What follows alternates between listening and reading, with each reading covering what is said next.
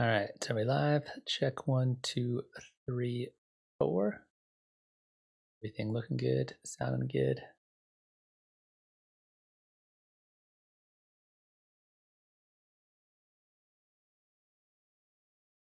Nice. I think it's working. So, hello and welcome to another Tuesday afternoon, evening stream. I guess I'll do a little intro for posterity for people who might be watching this video later on in the future. So I do 2 streams a week as of right now. On Tuesdays, I'm just doing kind of like open office hours for Ableton Live stuff. So if you want to pop by and ask questions about something specific that you want to know more about, I will just kind of talk about it. Otherwise, I'll just be either making music or experimenting with Max for Live or just kind of hanging out just to kind of be here, just like office hours if you were, at school or something. And then on Friday afternoons, I'm doing a song feedback stream where you are more than welcome to basically send me a link to one of your tracks, hopefully like a work in progress or something like that. And I will listen to it on stream and give you feedback, as well as other people in the chat will also give you feedback. So I highly recommend checking that out. If you want to know more info about that stuff, should be just on the About part of the channel page. You can also learn more info about that on the Discord, especially if you can't make it to, like, say, one of these streams, like a Tuesday stream or a Friday stream, and you either want to ask a question or you want to get feedback on a track, you can hit the Discord and either submit a song early. That way I will check out your song before the stream, or I'll check it out at the start of the stream, give you feedback on it. Or if you have some really good questions, some really pressing questions that you want to hear me talk about, I will go over that. Cool. So let me see, make sure everything is still working here. Everything looks good. Cool. So I'm just gonna I was originally gonna rant about something and then until people showed up. But I think for right now, what should I do? I guess I will start talking. I'll just go around on Operator for a little bit. That's usually like a good go-to. When in doubt, Operator is a fantastic tool to just make pretty much any kind of sound design. So if you're not really aware, if you haven't really been using Operator, haven't really been used to like FM synthesis, I found it's really helpful to combine Operator with both the spectrum analyzer as well as a oscilloscope, because FM synthesis is weird because you're taking multiple oscillators and waveforms and multiplying them together and getting like really weird results out of them, which can sometimes be unpredictable if you're not used to it. So in order to kind of like figure out what you're actually making, what you're hearing, using something like the spectrum analyzer, fantastic little device that just shows you whatever frequencies you're hearing, which is really, really handy. And then also downloading an oscilloscope. So there's no built-in oscilloscope inside of Live. So you have to download one, either a third-party oscilloscope, or if you have the suite version of Live, you can download a Max for Live oscilloscope, which is what I did right here. This is a free one. There's a number of them up there. Basically, as you play a note, you can not only see which frequencies you're hearing, but also see the waveform, which is really, really cool. So if I have something like this, I can see this is a sine wave. There's the actual depiction of a sine wave, and I got the spectrum analyzer over here indicating which harmonics I'm hearing. And you hit the little triangle to make it big so you can see it up here. That way you can see all of your Operator, you can see your oscilloscope, and you can see your frequencies here all simultaneously, which is quite handy.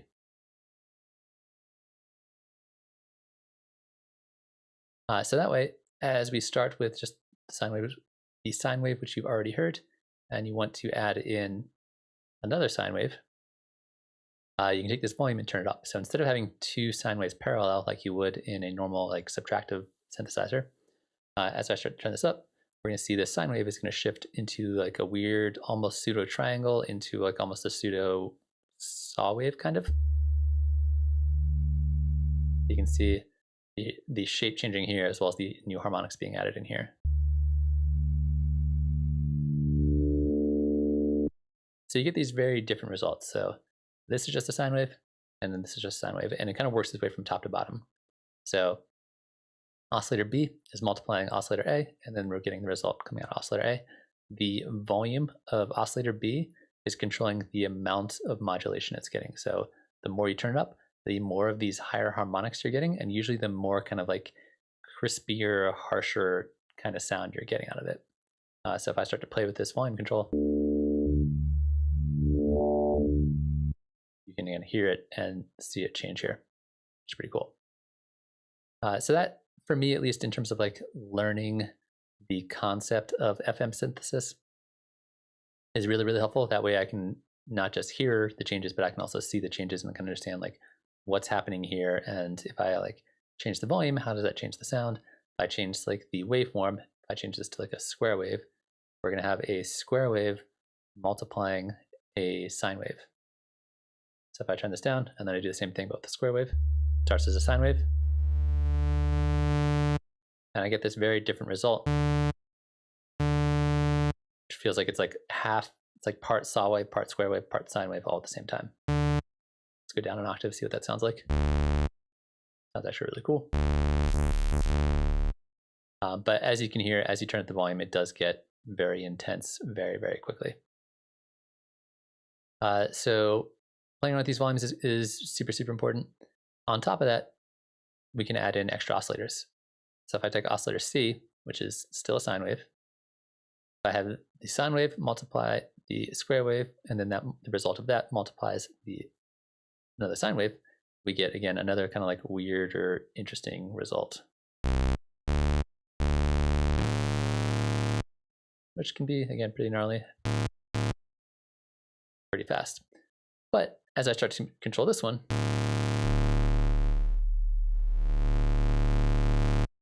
I can essentially do this almost kind of like wavetable style shifting or motion or movement by automating or changing the volumes here over time. So if you are into using something like Serum or Wavetable or Massive or whatever wavetable synthesizer you like using, you can get very wavetable-esque results very, very easily just by changing the volumes of the different operators in Operator. So with that in mind, if I want some of these values to change over time, them to like do something a little different, you can just take the volume envelope. So every single one of these has its own built-in volume envelope. So if I take the volume envelope of the second or operator B, and I turn this up to be about, I don't know, a half a second, we're going to start hearing only a sine wave. And then over time, this is going to turn up, adding in both of these oscillators together. You can even hear that. Let's make this even a little bit longer. So if I make this like a second, it's going to start off being just purely a sine wave. And then it shifts into the sustain, which is the maximum volume here, which is right now -18. If I turn this up even higher, it'll get even more kind of raspy at the end, which I personally think sounds really cool. And it's a very easy kind of sound to make. It's just sine wave, and then whatever waveforms you want. It honestly doesn't matter. We can play around with these. We could start off with like a triangle, and you get that cool, interesting kind of shape-shifting, morphing sound that is partially why wavetable synthesizers are super, super cool. So just by modulating those around can do a lot for you. And then if you turn up the volume here, you get even more out of it, which you'll notice it does get very crispy very fast. So when you are using something like Operator, having the volume turned up really high on a lot of these extra oscillators, it can be a little overwhelming and a little bit too much. So either watch out for that by keeping the volume turned down decently low, or you could use like a low pass filter to kind of like give it a little bit less crispy kind of sound just by filtering out those high frequencies, because those high frequencies definitely add up real fast.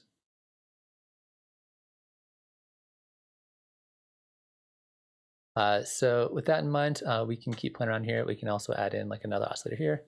Let's also add a little bit of motion. So the envelope in operator is great, or the filter envelope in operator is great, but you need to turn up this to actually make it do something. So if I want this to also kind of shift up over time, I can do like another kind of envelope here.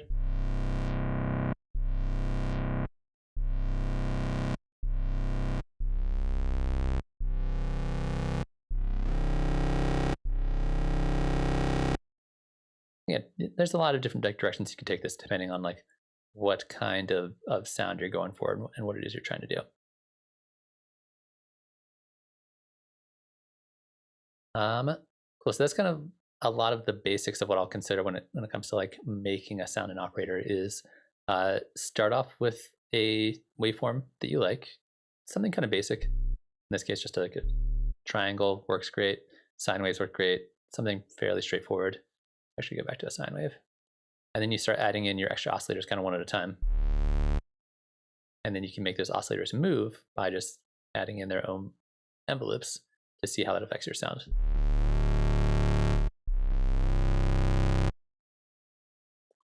The other kind of really important thing here, besides our volumes and our volume envelopes, is the tuning, which is a little weird. So let me actually go back here. Let's do like a saw wave. So in order to understand how the tuning works in an FM synthesizer, and most FM synthesizers at least, this coarse frequency is not like a regular pitch up and down. There's a transposition in semitones over here, but this is global. So this applies to all 4 of your oscillators or your operators, whereas this is your tuning on a per operator basis. And it works a little different than most other tuning. It's not like a semitone tuning. So when we're looking at a waveform, or we're looking at the harmonics of a waveform, so something like this, let me actually mute this so we can see it without hearing it. So each one of these spikes is called a harmonic. And the harmonics go up in a very predictable way called the harmonic sequence. Basically, the way this works is if I'm playing a note, so if I play like a C note, right here. So this right here is a C note. It's about 65-ish hertz. That means the next harmonic is about 130 because you take the original note, the frequency of the original note, and then you add it to itself. So it should be about 130. And then I'm just going to keep on adding 65. So just over 200 or just below 200, and then 250-ish, etc. So it's very predictable. You know where those harmonics are going to be. So the way the coarse frequency works is it moves you up or down by harmonic.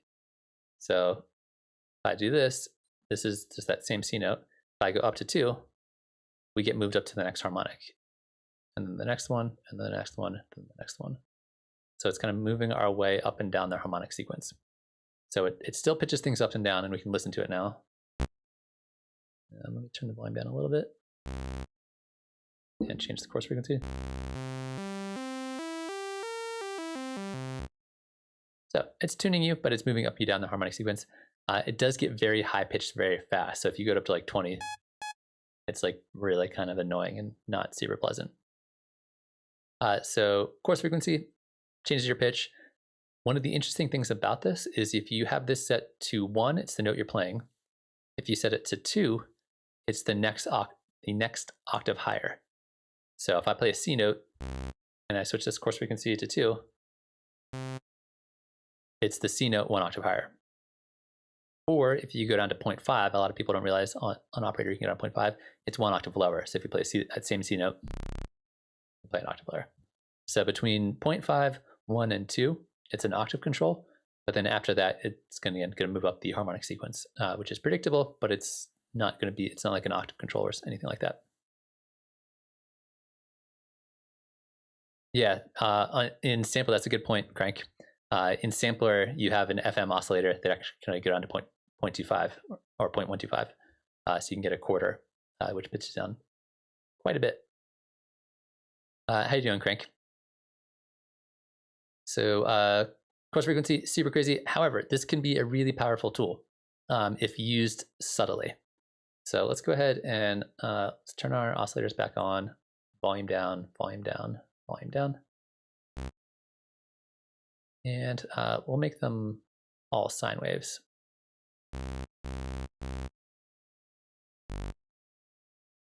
I'm not hearing that. Oh, it's the volume envelope.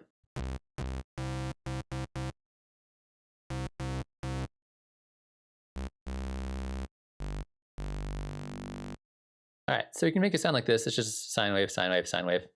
And if I were to take one of these extra sine waves and then cranking the coarse frequency up to like 20, you get this super raspy kind of sound.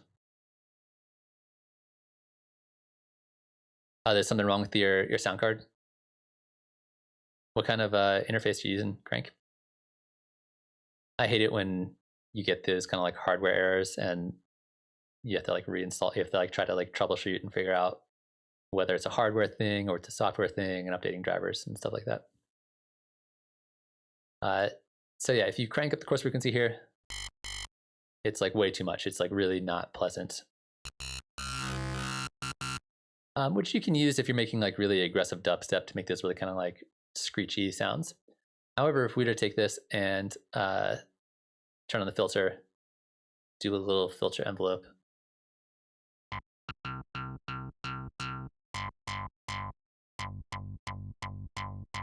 you can get these really cool, interesting, like plucky kind of sounds with it without really a whole lot of effort. They add like a nice little metallic element to it. Oh, the analog stuff is nice. I've had a chance to use one of those and it seemed really cool. But I don't really know much about it. I haven't like spent a lot of time with the analog ones, but it looked really awesome. It sounded really awesome. But I don't know anything about the inner workings of the analog gear. And then once we've done this, we can kind of play with the levels to kind of see what we like. And we can even do this on the other oscillator.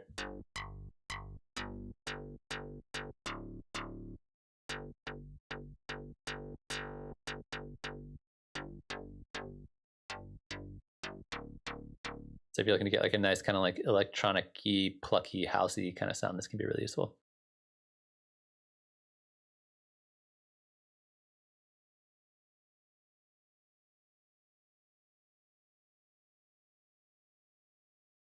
So you update the drivers to delete the old ones, and then there's no way to install the USB driver to the control panel.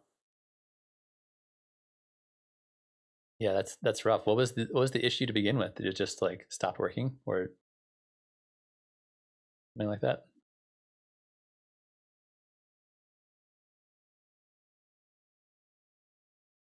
But yeah, coarse frequency. Use with taste. Use sparingly, but if used correctly, a lot of really interesting sound design can be done with those, combining coarse frequency, volumes, volume envelopes, and a little bit of filter action, and make some really cool stuff that way.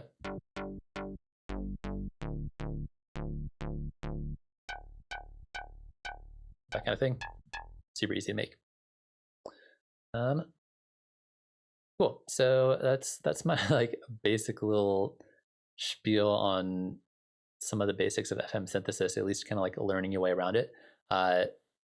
Be really aware of your volumes here. Also just be aware of the routing in operator, because you can, right now they go top to bottom, which means if you were to, for example, turn off oscillator B, but turn off up oscillator C, I mean, C multiplies B, which is nothing.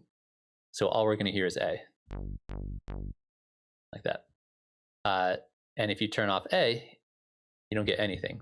So we're working our way top to bottom here. So kind of like if you interrupt the signal flow, it'll just stop the signal wherever you turn it off. On top of that, the volume controls here are going to affect our harmonics of B, C, and D. However, the volume of A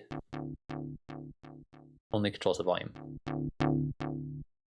However, we can change this a little bit. If we go over to our global section, we have these different routings here for different ways to connect the oscillators together. And you can see it has like a visual diagram of how you connect them together. So if you did something like this, it means B multiplies A, and then parallel to that, D multiplies C. So we have now two parallel FM things going on.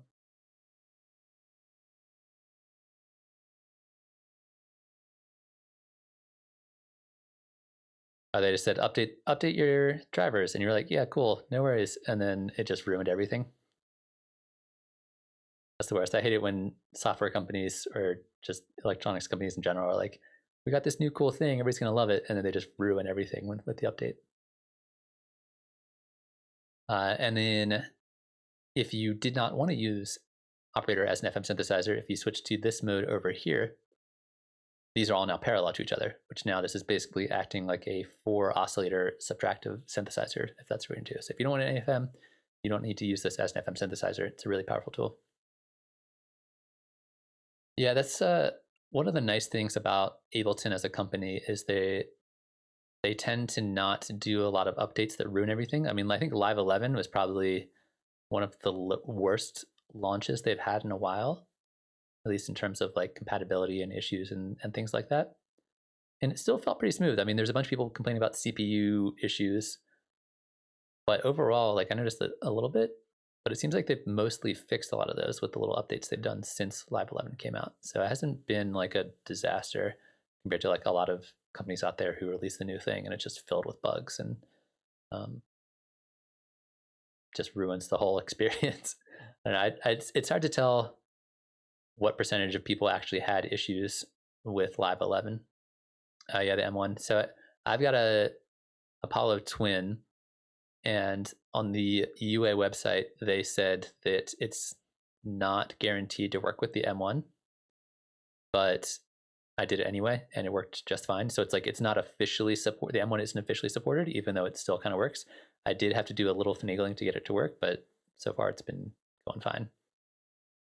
I'm surprised how long it's taken a lot of companies to catch up to the whole M1 train.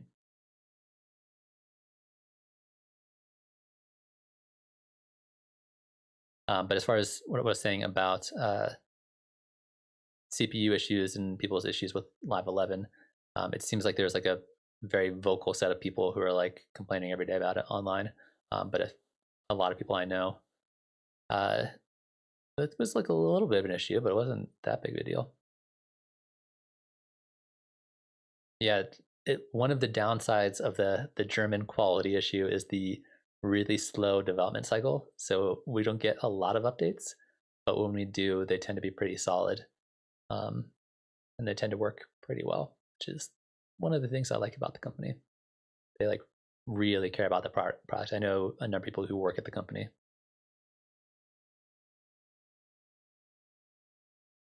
Yeah, I mean, in everything, like in all industries, the name of the game is just constantly be updating, constantly be releasing things, like new products, hype the new thing, and then worry about quality as a secondary thing. So I think it's rare to find companies that are like, we're going to take our time, we're going to do it right, we care about the user experience, we care about compatibility, we care about stability, whereas like everything else is just like pump out the new thing, whatever the hot new thing is, let's get it out there, let's sell some copies, the new phone or whatever. Sweet. So that was me just kind of rambling about FM synthesis for a little bit. Crank, did you have anything you wanted to talk about, or anybody else out there in chat or watching otherwise? I'm just kind of here to answer whatever questions you may have. Yeah, my fiance gets mad at me because I wear the same. I've worn the same T-shirts for like 10 years, and will never give them up.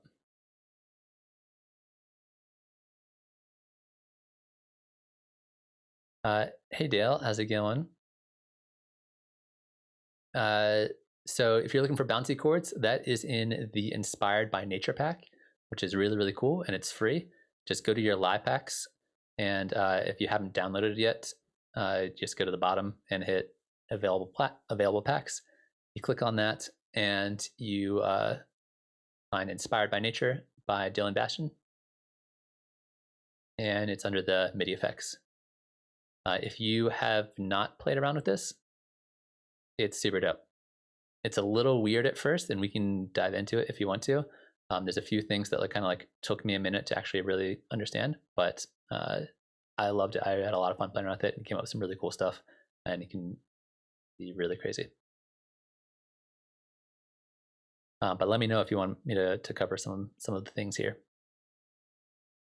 Crank, my favorite thing in Sampler, oh my god, there's a lot of things I love in Sampler. Yeah, all of the stuff in the Inspired by Nature pack, the Dylan Bastion stuff, is great. I love all of them, except for Tree Tone. Tree Tone I'm on the fence about, but everything else I love. Let me think about some of the things in Sampler. I mean, multi-sample mode is just amazing. I love being able to just make really crazy sampled instruments. I think my other favorite thing, well, this is my favorite thing for a while until they changed it. For a long time, the morphing filter, this was the only place that had the morphing filter for a long time, and then they started adding the morphing filter to other places, so that was really cool. And then the built-in shaper here, one of my favorite little hidden features is this little arrow button changes the signal flow from the shaper to your filter. So if the arrow is pointing up, that means you're getting your saturation first, and this is the same saturator that's in Operator, as far as I'm aware. So it's going saturator first and then filter, but if you click on the arrow, it's doing filter first and then saturation, which I thought is just that was such a cool way to do it. And it's it's kind of hidden here. People don't realize that that's actually a button you can press that changes the signal flow. The other thing that I like a lot, I made a little video about this, is first off, this whole modulation page is amazing. Just the fact that there's an auxiliary envelope and then three extra auxiliary LFOs is great. But the fact that LFO 2 and 3 are stereo, which you don't get everywhere in live. So if we push the phase here, you can either have them have different phases for left and right side of your LFO, or you can switch it to spin mode where you get multiple speeds for your LFOs, which again, not every LFO can do. And LFO 1 can't do that. So this right here, I think, is a really cool secret weapon of Sampler, is that both of these are stereo LFOs. They can get different settings, and you can do some really cool, weird LFO movement with these that you can do in other places with other LFOs, but this is a just super easy, great design, I think. And then I think this MIDI page also is designed really well. It just gives you lots of options and places to map it, which I thought was cool. Sampler is, I think, one of the best designed instruments in live.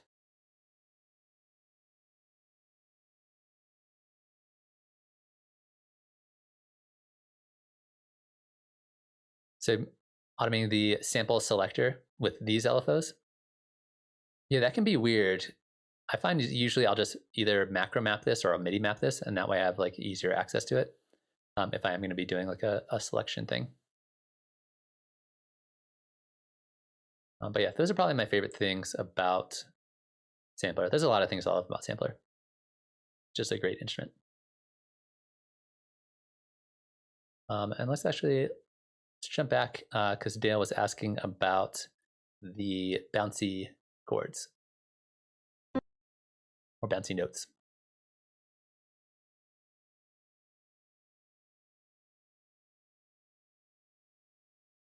All right, so first thing, we have this like little XY controller here. And when you play a note, it bounces it, which is kind of cool. Why is that? And then this controls the number of bounces here. So if I'm not mistaken, this is the length of how long it bounces for. However, in here, you can control the height. So it took me a while to realize this. The height controls the velocity. So the higher it falls from, the higher velocity is. If you turn this down here,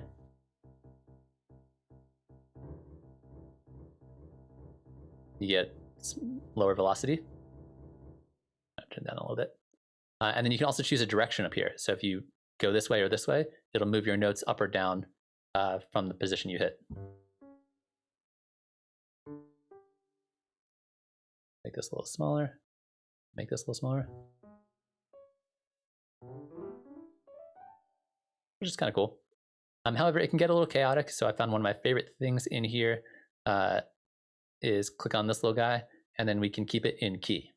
So if you're in a particular key you want to be in, so say I want to be in the minor key, like let's do G sharp minor. Now it'll only bounce on those notes in key. That's pretty cool. And then the rest of it is like mostly self-explanatory, mostly kind of like does what you think it's going to. Number of voices, we can change like speed and gravity settings, which is pretty cool. Change the mass, which can change how it bounces. And larger masses get bigger blue balls there. And then speed and like friction and things like that.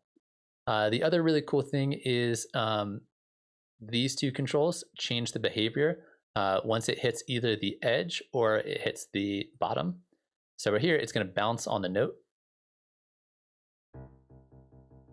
So it just stays on that same note.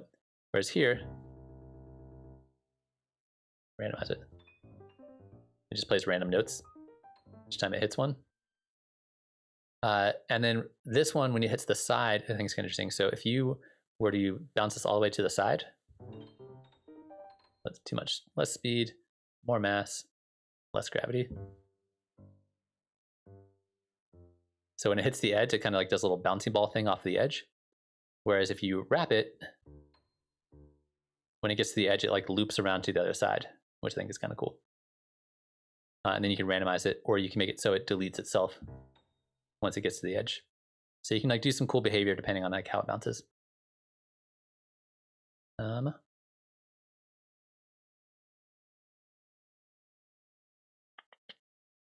And then other things, you can randomize direction, you can have like note length changes. There's lots of cool stuff you can do in here. Most of the rest of it's like pretty self-explanatory. But really fun, really easy to like mess around with. You can play with like note lengths and things like that.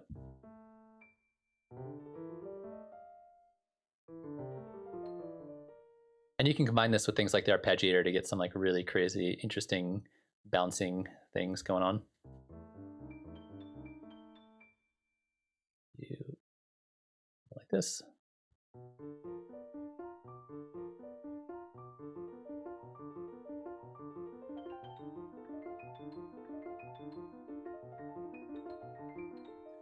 Yeah, it's nuts. And sometimes it goes horribly wrong and sounds like way too chaotic. But if you like dial in some of the settings and you tweak it a little bit, you can get some really cool stuff pretty easily. But those are the main things I noticed when I was playing around with it, is you got to watch out for this thing and this thing for velocity.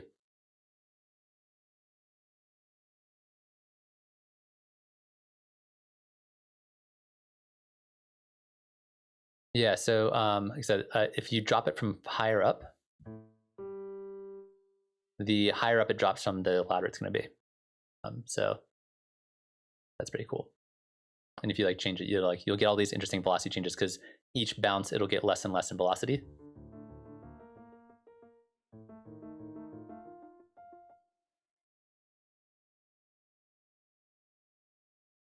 I gotta build walls. What does that mean?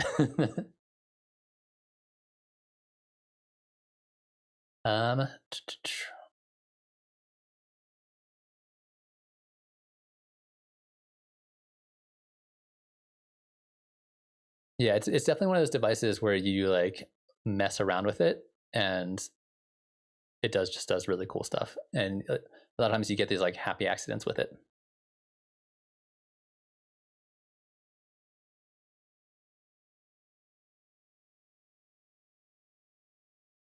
Oh, and in here you build like the little shapes.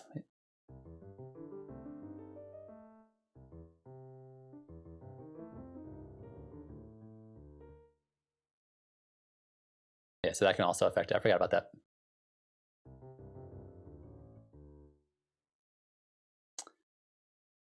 I thought you were like, your microphone is too noisy or something, and you need to build more walls in my room so I can, something like that.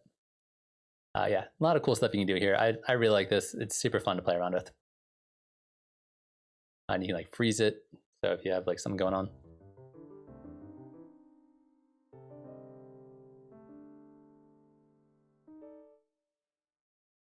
Yeah, really dope device.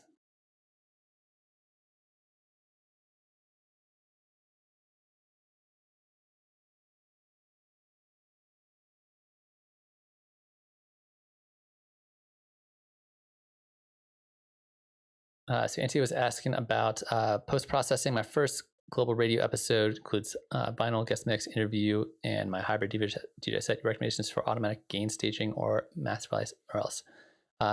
Interesting. That sounds dope. I think it depends a little bit on your setup. I think like if you're running like microphones and vinyl, are you running it all into live and then kind of like mixing it in live? Is that kind of what you're the general plan here? And you have to kind of like make sure levels are roughly where you want to be. Yeah, I think the compressor, whatever compressor you want to use, you could use glue or you could use the regular compressor. That's most likely going to be doing most of the heavy lifting for you. Like getting each one of your different kind of sources roughly kind of the same volume place you want to be, and then compressing each one individually, and then also kind of compressing them all together is probably going to get you the most results, or at least get you kind of close enough to where you want to be. Let me reread what you're saying and make sure. Yeah, because you don't want to have to sit there and automate the volume for everything. That sounds like a lot of work. Yeah, I would set up each compressor so you're just getting like a hint of gain reduction on each one, and then just kind of like roughly eyeball it from there.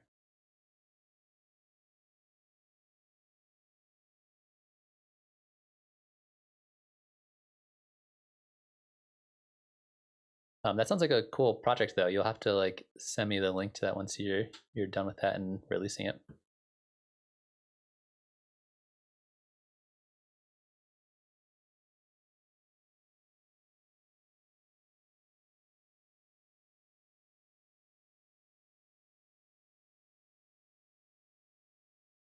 Sweet. So anybody else got questions they want to talk about or more things they want to talk about in terms of like bouncing notes or whatever?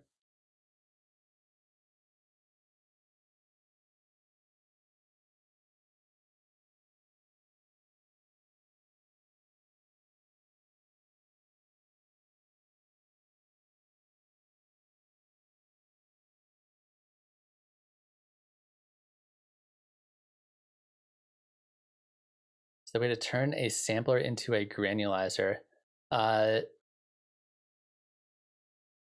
just by turning the like one device into another device? Unfortunately, not. That would be super cool. Like in the same way you can like convert a sampler into sampler and vice versa. However, if I'm not mistaken, and I very well might be, if you were to let me just grab a sample.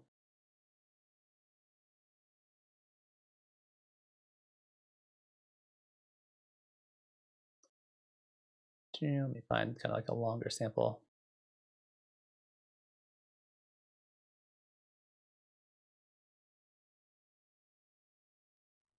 Yeah. So we have something like this, and essentially what a granular synthesizer is doing is allowing you to kind of like randomly it's playing different parts of a sample randomly, right? So instead of playing beginning to end, it's going to be like jumping around a little bit. So here we have this like sample start control, which you could take this and you could randomize this with like a really fast LFO. I don't know if this will work. This is an experiment. This is an idea I had a while ago when I was thinking about granular synthesis, and I have no idea if this will actually work because I have not actually tried this yet. But if we were to like toss in a LFO here, put this on the random setting, crank up the rate to be very high, and then map it here, does that? No, that does not work. Gotta be a way to change the position internally because we can No, you can't mini-map that. Let me think about it, because I feel like there's probably a creative way to do this that involves like some weird mappings, where it basically you would take a LFO and have it randomly change the timings over time to create a kind of like granular kind of thing. What if you could do it simpler? Simpler, I feel like you probably could.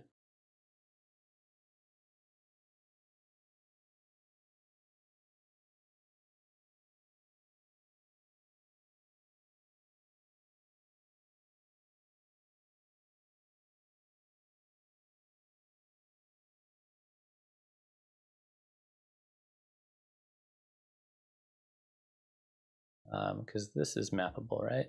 That is mappable. So if I do something like this,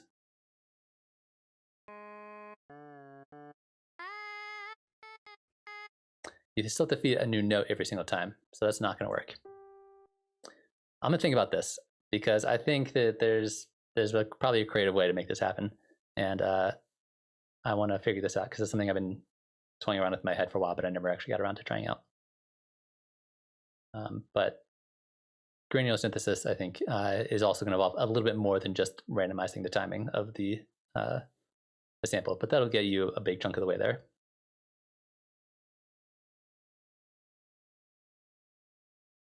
Frank, I have not seen Elephant's drummer. Is that something you did recently? Because I'll have to check it out.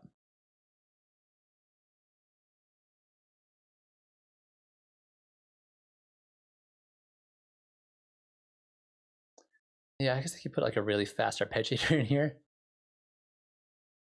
I think I don't think it'll get me the same kind of effect I'm looking for. It's really fast. It's like kind of granular, like this.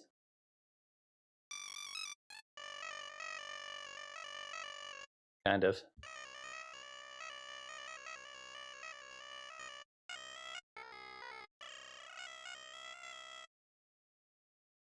There's more to it than that. I mean, I think the easy way to just use the granulator, because the granulator sounds great and is really easy to use.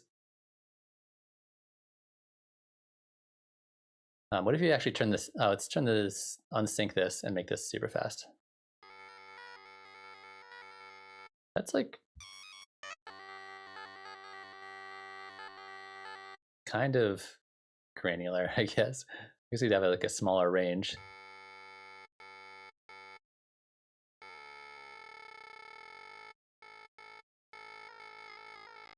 And then you have to like change this with another LFO.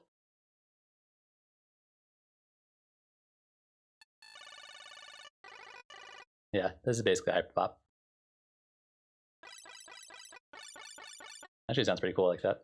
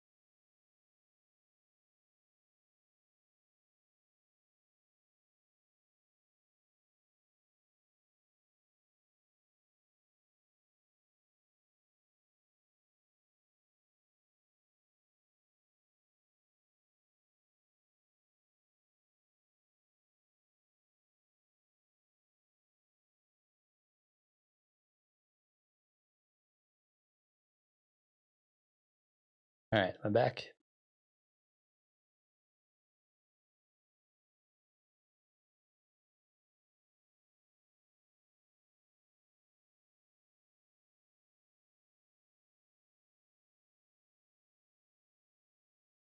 Testing, check 1, 2.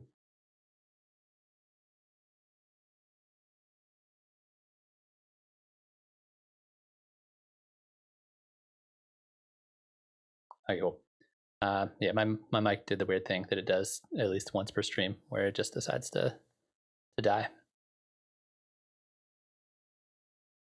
But yeah, I do want to make sample into a granular synthesizer, and I feel like there's a way to do it, and it's probably very easy. You just have to get creative with some modulation. But I'll spend some time with it and see if I can come up with anything cooler than this, because this is not quite good enough for what I want to be doing for making some kind of granular thing.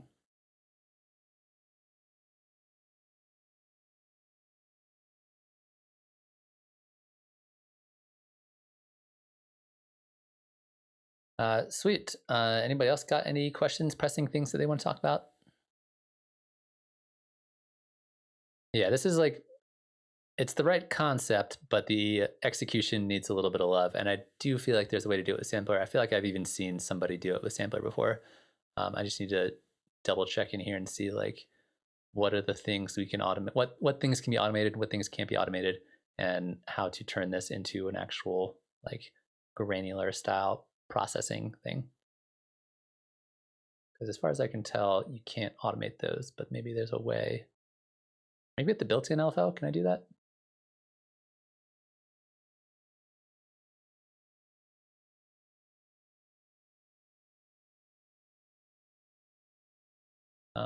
Like one of these guys.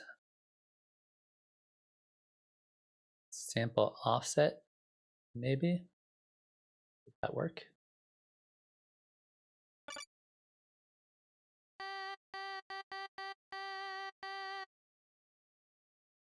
That's just where it starts. If I turn the speed up and the amount up, the speed up.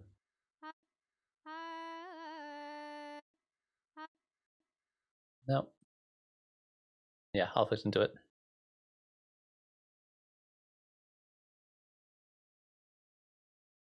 Hey Chapati, how's it going?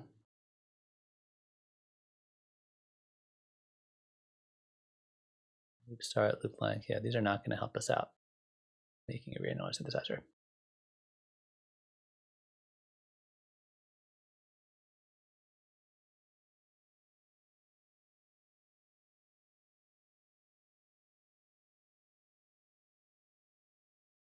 Yeah, sometime off stream, I'll spend some time with it and see what I can do. Good to see you too. I guess I don't really see you. Good to see you're typing on the computer.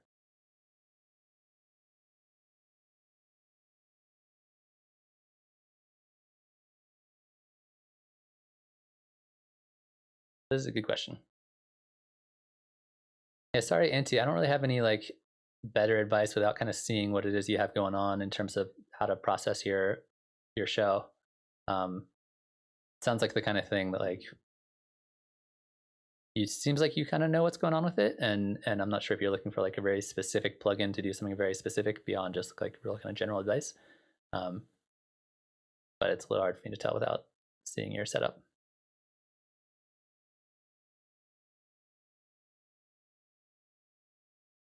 I've been dealing with a lot of like signal flow and compression stuff. I got this microphone last week, and it's been kind of a pain in the ass to make it actually sound the way I want, and it's still not quite there yet. So I feel you on getting those compression and gain staging setups just right can be kind of a pain.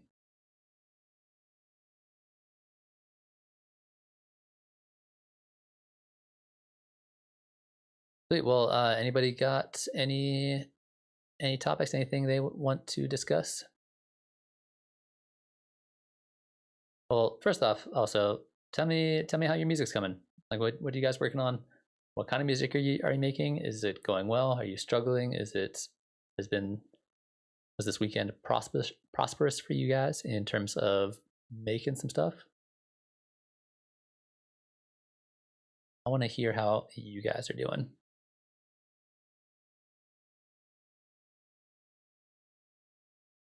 both personally and creatively.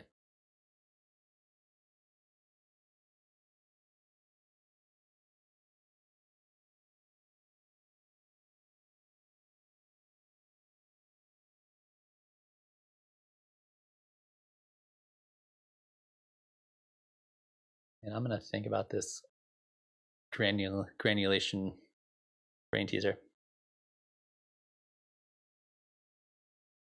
Yeah, stereo width is a really interesting topic. In fact, I was thinking about making a video on it, but I need to find the right angle for it.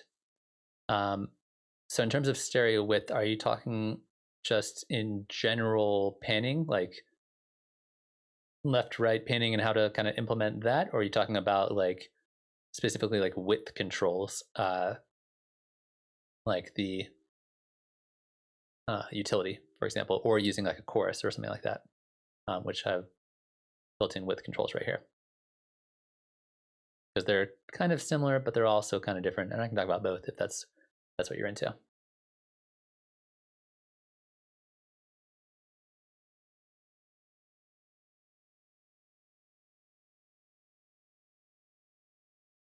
Cool. So if you're talking about stereo in the context of mixing, I've got some kind of general advice that you can start utilizing.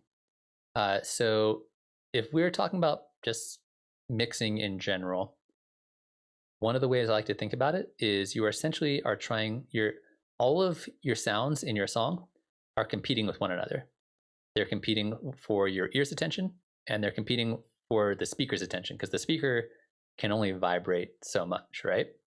So one of the best things you can do to kind of limit the competition between different frequencies is to split them up. Again, let's not just talk about everything there is to know about, not everything, but like let's do a real general overview of all the different things when it comes to stereo, width, and panning, and all those controls. Cool, great. So yeah, when we're mixing, we're trying to limit competition between frequencies in the same frequency range, because that's where they're competing, right? If you have a low frequency sound and a high frequency sound, they're not competing with each other so much. But if you have a bunch of stuff in the middle frequency ranges, those are all competing, right? And the more they're competing, the harder it is to tell sounds apart and actually hear what's going on in your mix. So one of the best things you can do to help kind of clear up a lot of that area is you move some things to one speaker and some things to another speaker, so that way they're not fighting for the same vibration within your speaker, which makes them both a little easier to hear. It also creates a more kind of dynamic, spread out mix that sounds a little more interesting than just kind of like being blasted in the face with a big wall of sound. So when you are mixing, there are a couple really general rules that you can follow that are kind of like just the basics. After the basics, it's up to you.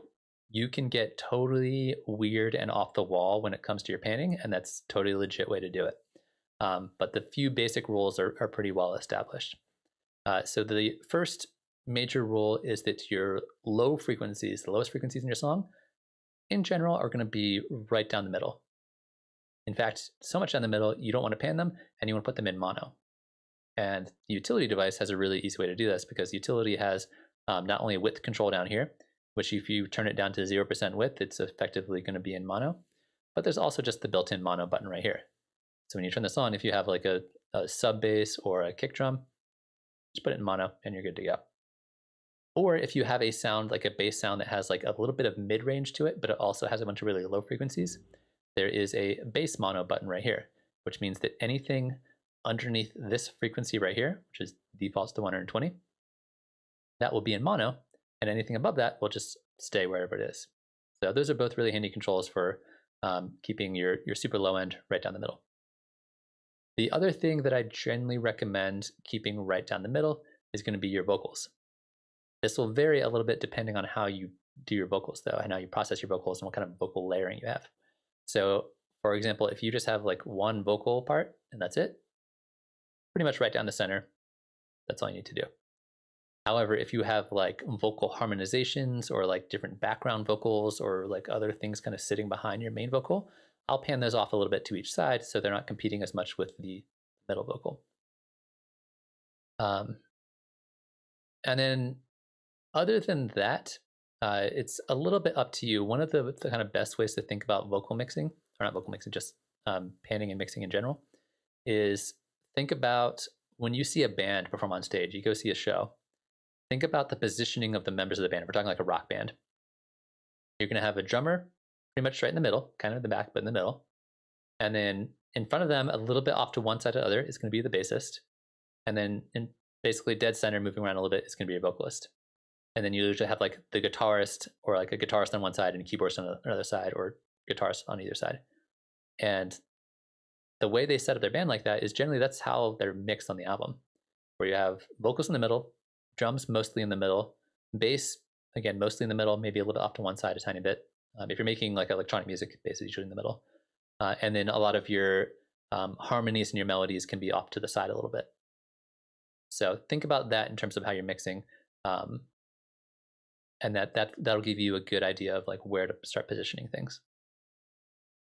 On top of that, when it comes down to like mixing things like drums, if you have like a really big drum set where you have all the cymbals and toms and hats and all that stuff, some people like to mix their drums as if they're an audience member looking at somebody playing a drum set. It means the kick drum's in the middle, snare is a little bit off to the right, hat is a little bit farther off to the right, tom's a little bit off to the left, cymbals a little bit farther to the left. Some people like to mix their drums as if there's a drummer sitting in the drummer's seat, which means that it's just the reverse thing, right? It just flips it. It doesn't really matter.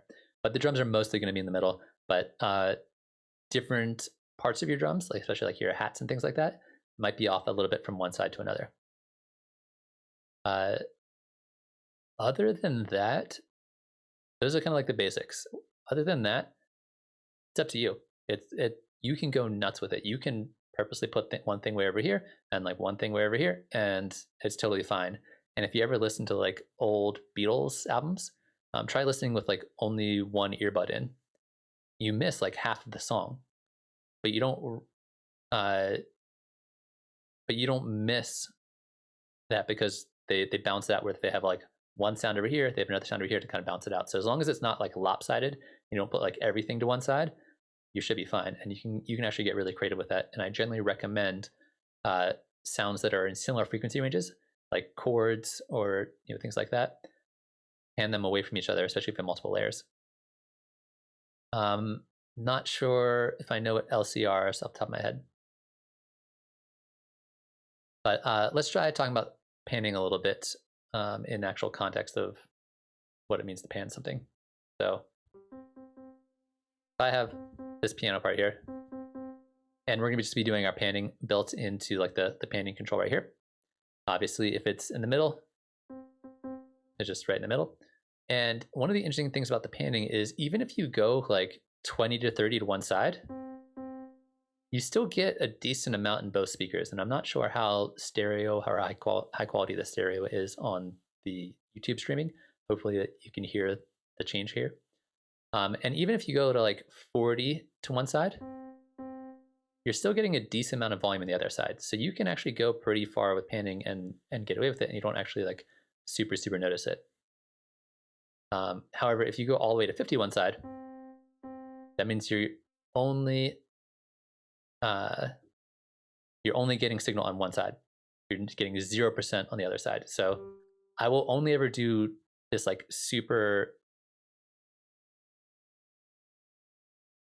Yeah, so when we're talking about panning, I'm just talking about left, center, right, and kind of like, or somewhere in between. So like I said, the drums, vocals, usually the main melody part is going to be mostly towards the middle. Your bass is going to be mostly towards the middle. And then other things, you can kind of pan off to the side.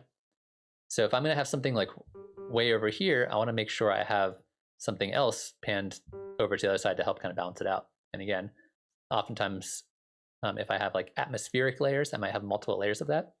And especially if they're not exactly the same sound, it creates this nice kind of like it's like not symmetrical perfectly, which actually sounds really good and gives it like a much more natural feel than having everything being like exactly one side and exactly the other side. Yeah, Strawberry Fields is a great example of just like you can go nuts with panning. Even like listening to something like David Bowie, like some of that stuff, like you would never tell just by listening to it. But if you only listen with one speaker, you're like, I'm missing half of the song. It sounds terrible now.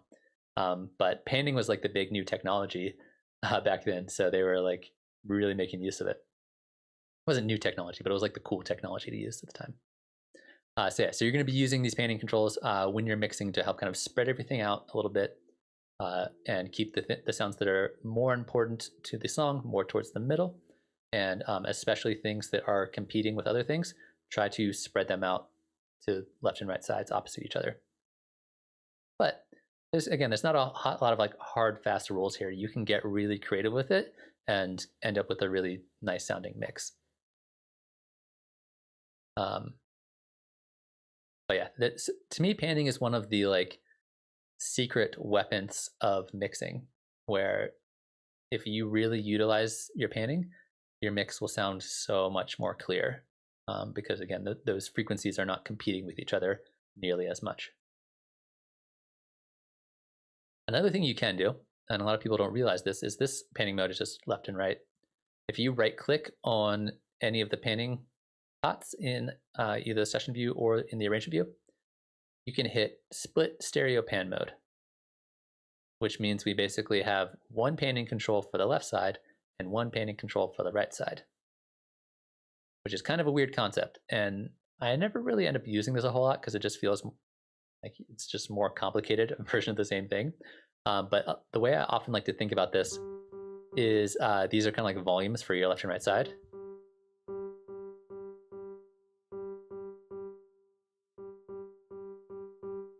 I mean, in this case, my left and right side are like basically the same, so it's not like doing a whole lot for you. But if you had like a stereo, a nice like cool recording that had like a left and right side of like a synthesizer or something like that, you could like flip them or like switch them to be like heavy on one side or another. To me, like I said, it's a more complicated way of doing the exact same thing. But some people, especially coming from like different backgrounds and different mixing technologies, this is more of like something some people prefer. But it's kind of cool, and it gives you more options, and it works over in the arrangement view as well. I'll be able to see that because my head might be in the way. But you have left and right side individually there, where you can switch it back. So these panning knobs are really, really useful. I tend to not do a lot of panning when I'm producing, and I tend to kind of save a lot of that stuff for when I'm mixing, to really kind of like dial things in and spread things out across my speakers. So that's kind of my general brief overview of panning. You can really dive down a rabbit hole with panning though, and have a lot of fun with it and get some really cool results. But just don't make sure you don't like make a lopsided mix where everything is like panned to one side, because then that'll sound a little weird. And of course, you can also automate panning a little bit. So if you want something to like start in one speaker and then kind of move over, you could automate this, or you could use something like the auto pan to make things shift from one side to another. I tend to like to use auto pan for atmospheric sounds, so like pad sounds where things will like really slowly shift from one side to another. And that can be kind of fun.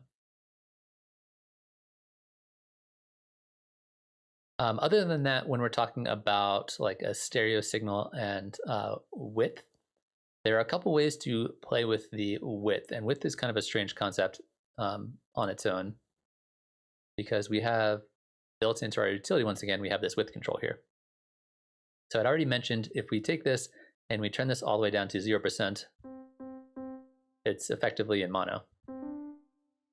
So here, you'll actually notice that the volumes of my left and right side can vary a little bit, because this is a stereo effect or stereo instrument. But if I take this width control and turn it down to 0,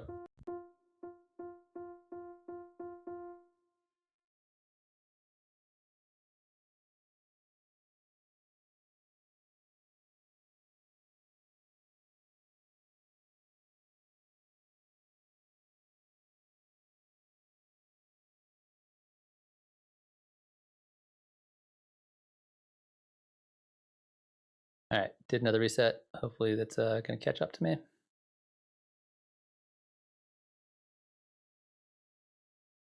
Testing, check 1, 2. All right, so if I take this width control and turn it down to 0%, you can see my left and right side are exactly the same volume. We're getting the same signal going through both left and right side, which effectively means it's in mono. If I wanted to, I could go the other direction. I could actually spread this out to 400%. So, and this kind of like variance in volume, that I will increase that.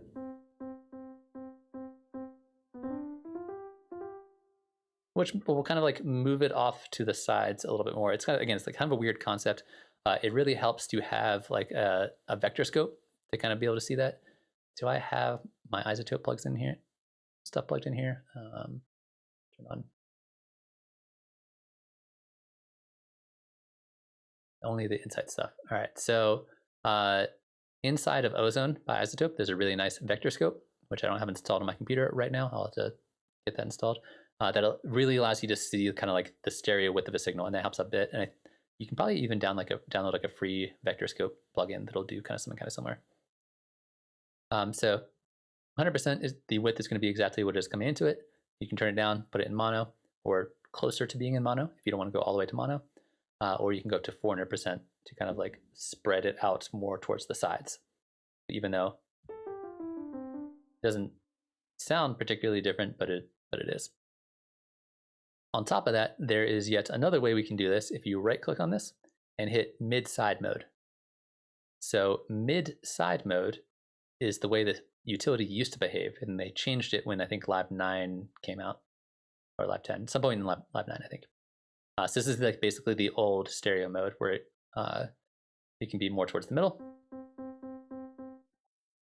or more off to the side. Or we're getting more of the signal from the side versus more of the signal from the middle. Again, kind of a weird concept, and it does help to have like a visual depiction, like a vector scope or something like that, to actually see what's going on, and that helps quite a bit. But those are two different ways of playing with width that are kind of separate than just doing your basic panning controls. Does that make sense, hopefully? On top of that, there's yet another way to add width. It's like, it could be a different kind of width, which would be adding something like a chorus.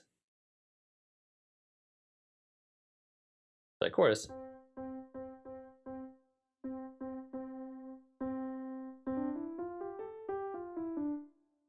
We'll also add like a kind of widening effect, but it's doing it in a very different way here. Here it's adding like a really fast delay, and then changing the timing of that delay, so it's a slightly different pitch. But this will also kind of like widen things out a little bit if you get your settings just right. So panning, width controls, and then like width as an effect are like kind of like three different things that are very, very similar and can all be used kind of in conjunction with one another to kind of help spread your signal out across multiple places.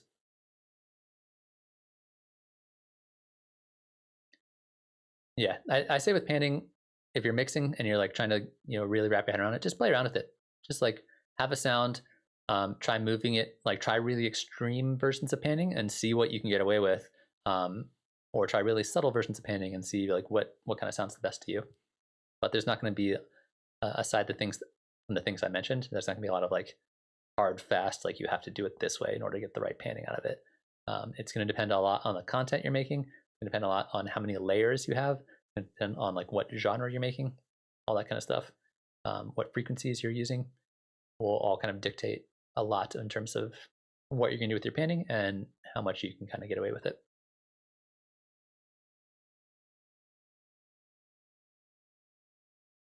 Panning step though, panning is super useful for getting your mixes to sound nice and clean.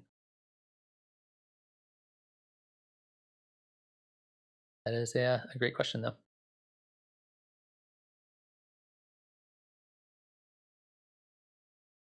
Anybody else out there in chat or out, otherwise, have any questions, things that they want to talk about, topics that they're into?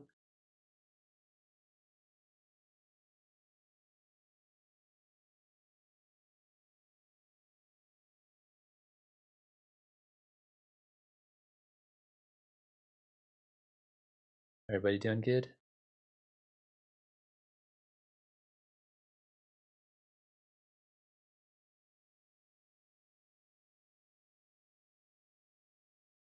Yeah, no worries, Chapathi. You're always coming in with the really good questions that I can kind of dive into, which is great.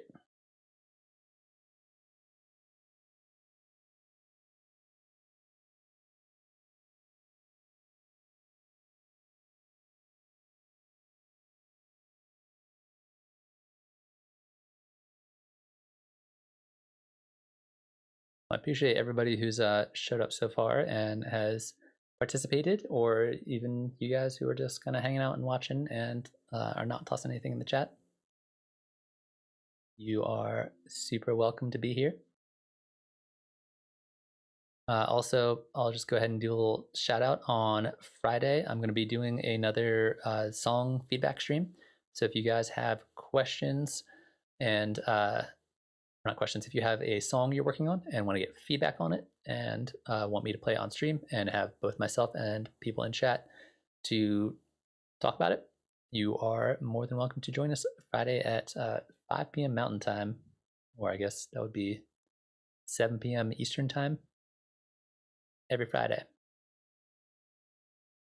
Yeah, we can do a little bit of vocal processing. I don't have like I didn't have a chance to like dive through my sample library and find like a really good vocal sample, but as far as I can tell, it's just you and me now. So I guess we can do whatever we want. Let's take one of these guys. All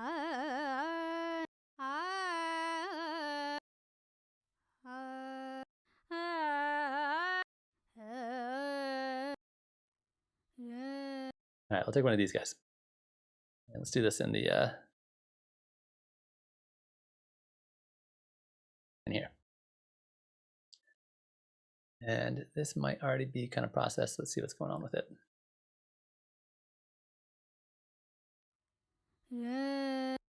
Cool.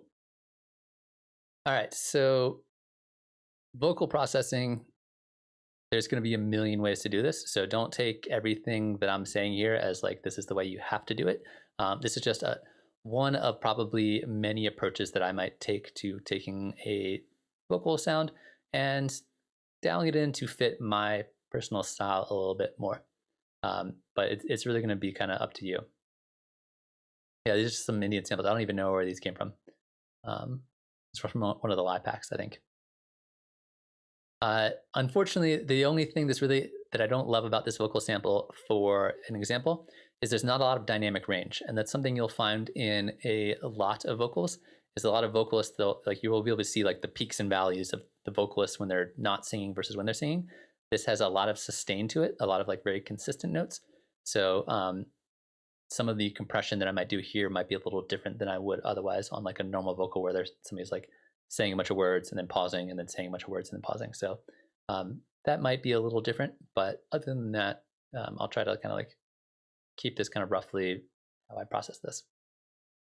So the three kind of main things that I'll be looking to do here to help kind of like get the vocal sounding the way I want are EQ, compression, and reverb. Those are going to be my kind of go-tos for the most part. I might, depending on the song and the context of what I want to be doing, I might do more than that, but those are kind of like really kind of generic. This is a good starting point. This is like a place that I want my vocals to be. So we'll start with the EQ. For the most part, when I'm getting started with an EQ, it's going to be pretty much, not entirely, but mostly entirely subtractive EQ. I'm going to try to get rid of things that I don't want. And this is something you'll find a lot in vocal samples. If we take a look just at the spectrum analyzer here, when I play this, we can see these kind of spikes in volume here. That's the actual vocal part. And then we also have a bunch of noise sitting at around -12 dB here. We don't want that. We don't need that. That's not useful information for us. And depending on where you got your vocal sample from, if you recorded it yourself, odds are that this noise down here might be a little bit more present and might be a little bit, need a little bit more taming than this. This is like a fairly clean sample, it sounds like. So what I'm going to do here is I'm going to use a pretty harsh low cut. And I'm just going to move this up until I can find like the lowest spike in volume here.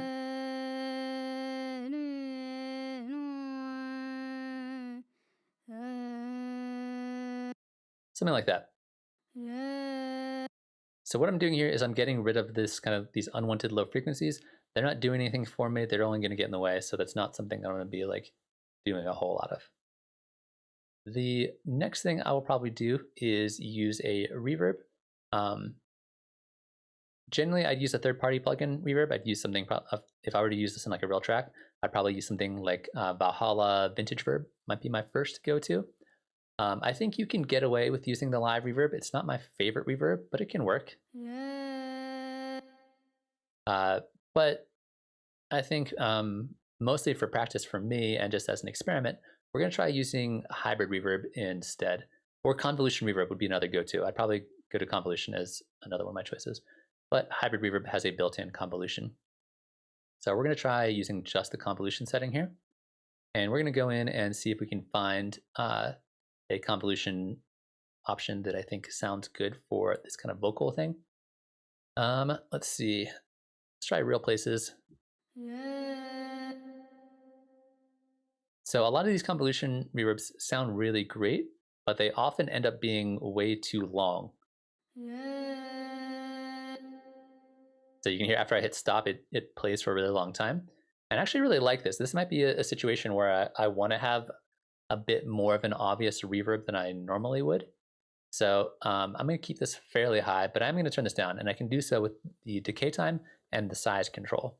So if I turn the size down here, you can see it's changing the length here. And maybe try turning the decay time down. Maybe a little bit more than that. I don't mind that. It's a lot, but it's okay for me. The other thing I would probably do in a lot of situations is I might not necessarily use this reverb as an insert effect, meaning actually on the track itself. I'd probably use it as a return track. However, again, because this sound doesn't have a lot of transients, it's like a very sustained kind of sound. I'm fine with just putting on here. I think it sounds totally legit, and I'm not too worried about like losing a lot of volume and losing a lot of like transient clarity here because it doesn't have a lot of big transients. But I might play with like the decay time, the size controls, or not the decay time, the decay time, the size controls, and the dry wet to get that nice kind of combination that I think is noticeable, but doesn't detract from the sound. And that's the key with reverbs in general, but especially on vocals, is like you want just a hair of reverb just to kind of like fill out the sound a little bit. If the reverb is too much, then it becomes distracting. If the reverb is not enough, then it sounds really too dry. So you gotta find that sweet spot in between.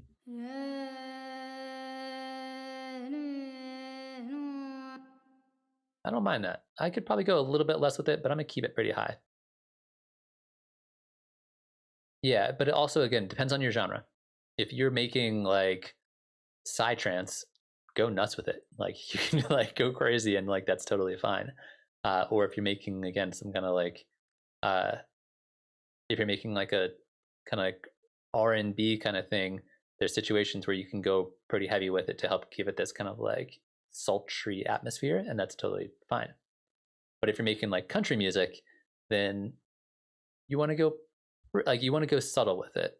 Or if you're going like singer songwriter, you can go pretty subtle with it. So a lot of it does depend on taste and genre. And there's certain situations or certain artists where it's like they have this like signature voice and they have this signature sound, and part of that is like they'll have like reverb settings that they really like to use or their producer likes to use. That gives it this nice kind of consistent kind of thing. But for the most part, again, something like this is fairly atmospheric, so I can get away with going a little heavier with it. Whereas somebody just singing words, too much of that reverb and it'll distract from the actual words that they're saying. But I'm kind of digging this.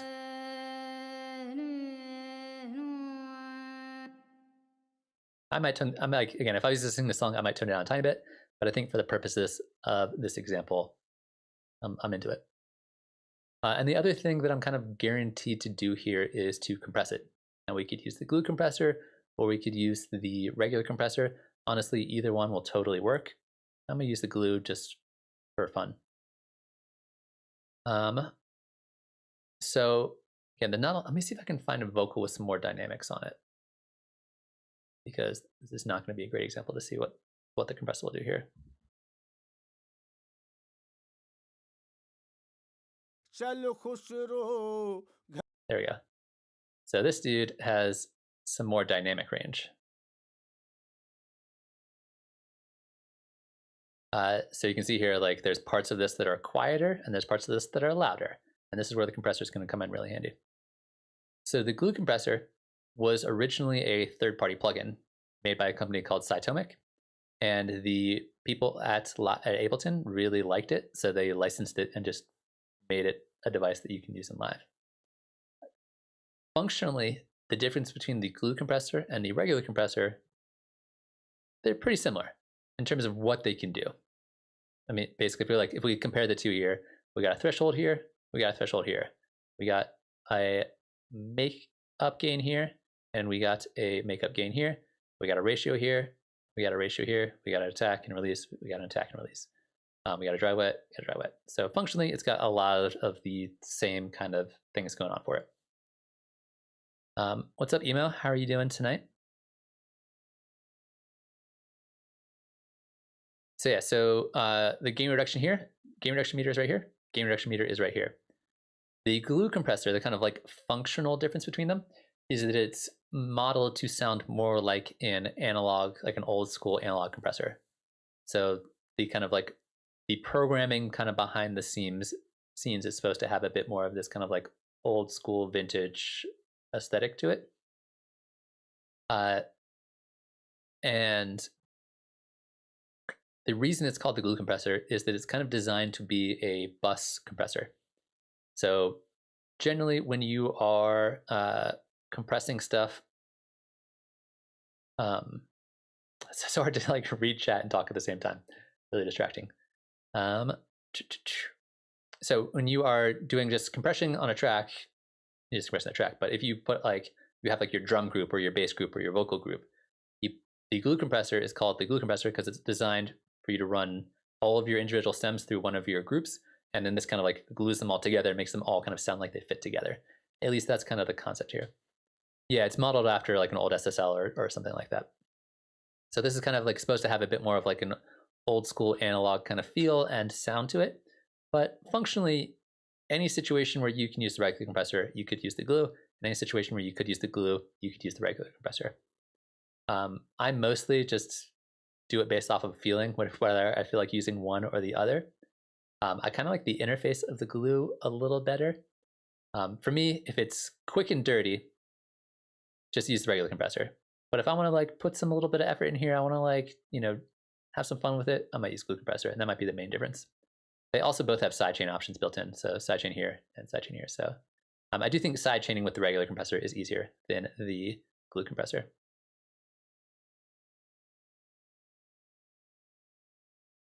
KB noise. Let me finish what I'm talking about with compressors and vocal processing, and then we can talk about drum and bass in a little bit. So yeah, so you can use either one. Both will work. I'm gonna use the glue just because I feel like it more than anything else. So let's check this to see what the reverb sounds like on this vocal part. So here you can tell the reverb is way too much. Whereas it worked for this kind of long sustained vocal part, on this vocal part you can hear that echo.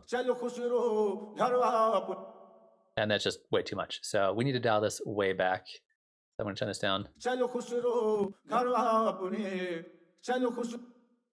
Still a little bit less decay time. Maybe just a different one. I don't know if I'm digging that one. Nope.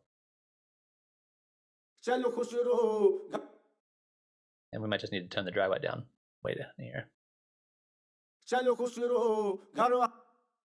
That's a little better. It's not perfect yet, but again, you can like hear that the audio has changed the vocal sound different, but it's not like totally taking over the sound. And you can also like, one of the ways I'll test it is if you like hit start and stop, you can kind of hear how it echoes out. Also in this little tiny section right here, what does it sound like here?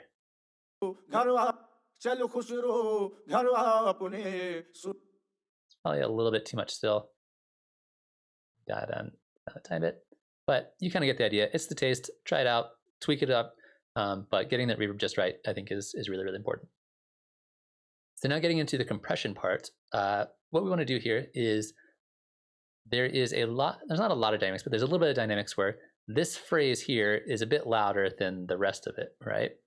as well as especially the like first part of this phrase is a little bit louder. So we're gonna just kind of like dial it all in, kind of like squish together the transients a little bit using the compressor. And you can use, like I said, regular one or the glue one. You can even use the multiband one if you wanted to. If you're weird like that. And what I'm gonna be looking to do is basically take this threshold and turn it down until I get a little bit of bouncing on the gain reduction meter here. I'm not looking for a whole lot. I'm not looking to like, this isn't like a big, huge pop, vocal. It's not like a Beyonce vocal where I need to like be super, super huge. I just want to like dial in the dynamics a little bit. So probably somewhere between 0 and 5 dB of gain reduction is kind of what I'm looking for. So if we take a listen now, that looks pretty decent. And I might tweak it a little bit and kind of play around with it and see where we go from here. But since we are losing a little bit of gain, so we're turning the gain down a little bit on those louder parts, we can turn the makeup gain back up a little bit to increase that.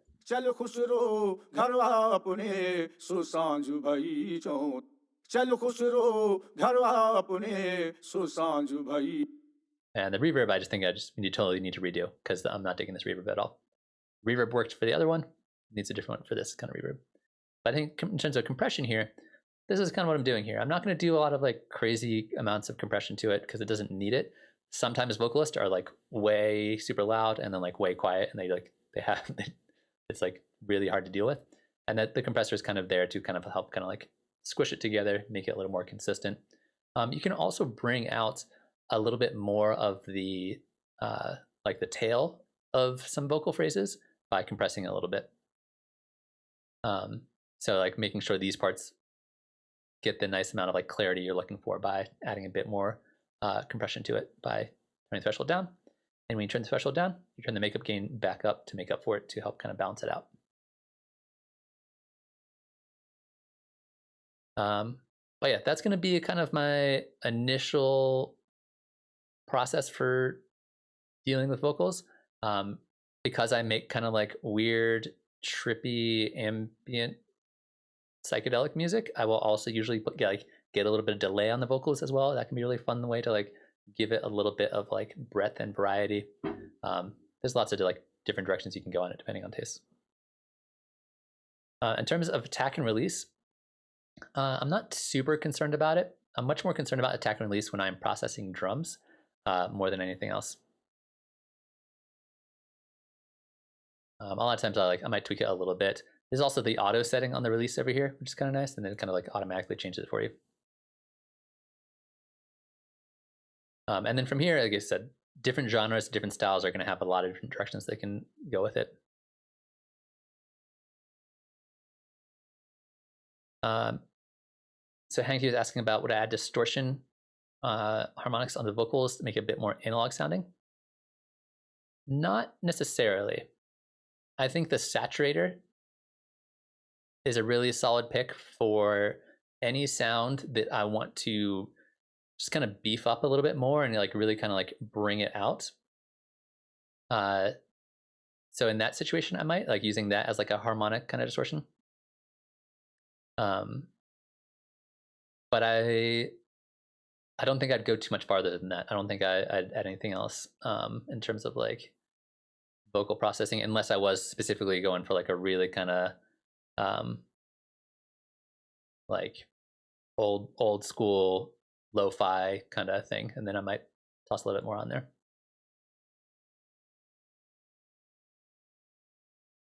Yeah, I think that like something like an overdrive you can probably get away with if you like keep the dry wet super super low. Amp might be hard on vocals. I don't know if you're talking about, might be talking to KB, you're talking to somebody else. But yeah, saturator I think is a great way to kind of beef up everything. In that case, I'd probably put it like either right before the reverb or right after the reverb, and then compress afterwards. All right, KB was asking about some stuff, and then I need to catch up.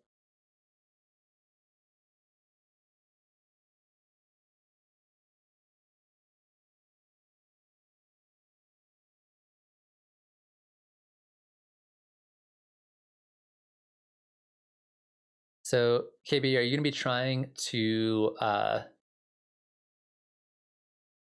you be trying to take like a reggae track. Do you have like an acapella of a reggae track, or just like an actual, just full on reggae track? Do you have like stems you can work with? Um, or like what's the situation here? Because that'll affect a little bit about how you're going to go about turning it into drum and bass.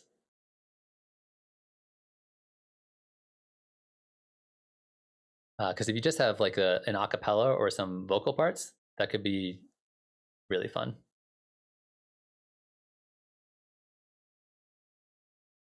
Yeah, so if you have that, I would probably acapella. Okay, cool. Yeah, in that case, I would find out the tempo of the original track, and then most likely if it's reggae,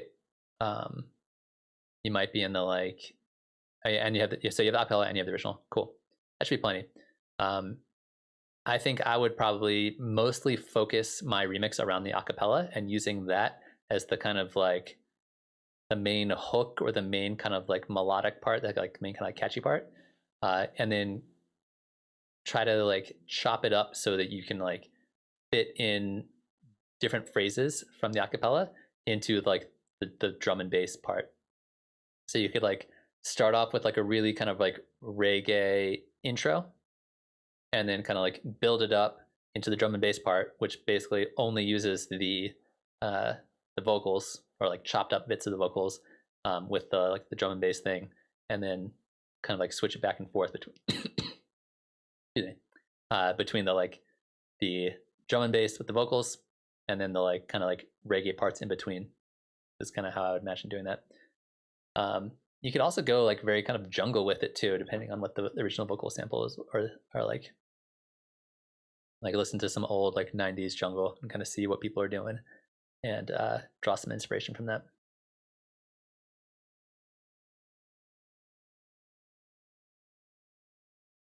But I think that would probably be the easiest way to do it, because trying to fit in a like instrumental part of a reggae in with a drum and bass beat might be a little tricky.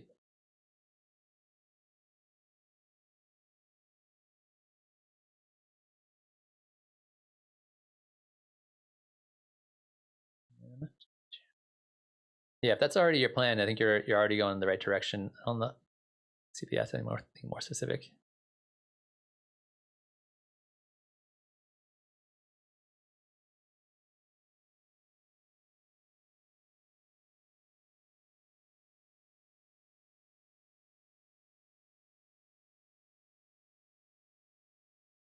Yeah, I think you like start off with the like basically recycle a bunch of content from the original for the intro, so people kind of go into it thinking it's got this kind of like chill reggae vibe, and then you like then you do your like ramp it up into drum and bass over time. I think that'd be cool. What's up, Jonathan? How's it going? Glad you could be here.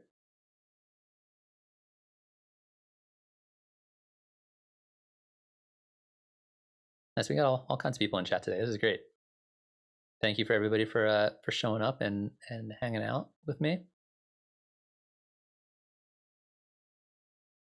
Yeah, KB, but just like put like a drum and bass kind of drop in there. I don't know like how deep into the drum and bass thing you want to go, like how heavy you want to go. I would probably do an intro, a first verse, and then build up into the drop on the chorus. If it were me, but I think there's no right or wrong way to do that. I think that's kind of up to you.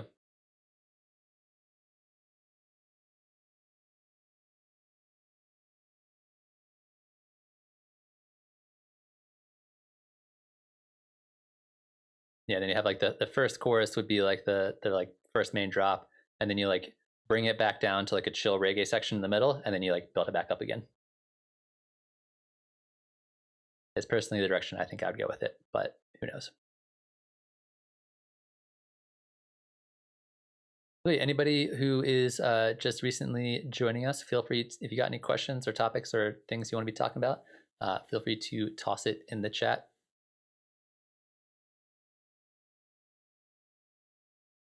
Thank you, KB Noise. I appreciate it. Also, since I have people in the chat here, some people are new, some people have been hanging out for a while. I'm trying to like help figure out how to grow the channel the best, and how to like just deliver better content and do more stuff. So if you guys have any suggestions about topics for videos for me to cover in the future, or things for me to cover in stream, or things that I can do better to kind of like make this a better experience for everybody involved, let me know. I feel like my subscriber numbers are kind of like plateauing a little bit, so I'm trying to figure out like how to make it work a little better. Or if you want to do me a big favor and just kind of like help share videos or content from the channel to friends produce, or any communities you're part of, that would also be super, super helpful. I'm like battling the YouTube algorithm, trying to figure out how to reach more people.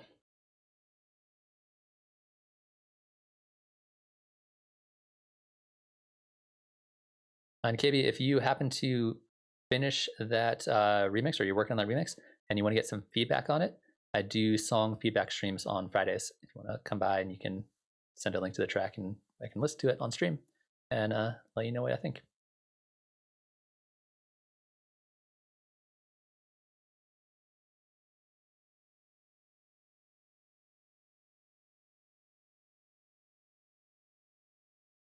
Also, I'm wondering if your name is a pun on the there used to be a toy shop called KB Toys, and so when I see KB Noise, I think KB Toys. I don't know. I don't think they exist anymore, but that's what your name reminds me of. Chuck, thanks. I appreciate it. And I said it is based off of KB Toys.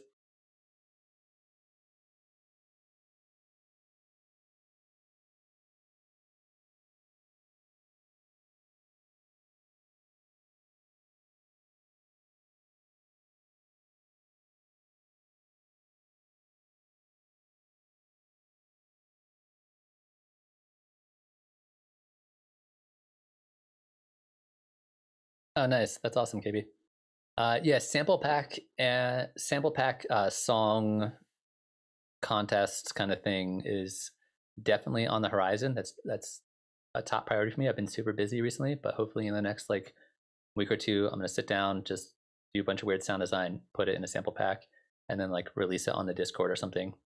And then I want to keep it open ended. I think I'm gonna give it like a 3 or 4 week window, and at the end people can submit them, and then like during one of the feedback streams I'll just go through everybody's and we'll talk about them. And I don't know if maybe they're like a prize or something. Here's the thing, I don't really like contest as much, because I feel like it becomes like a hierarchy of judging, and I think art is more complicated than that. But maybe we'll figure out something where we'll do like a song feedback stream with everybody's got to make a song using the same samples, and then they can kind of do whatever they want from there.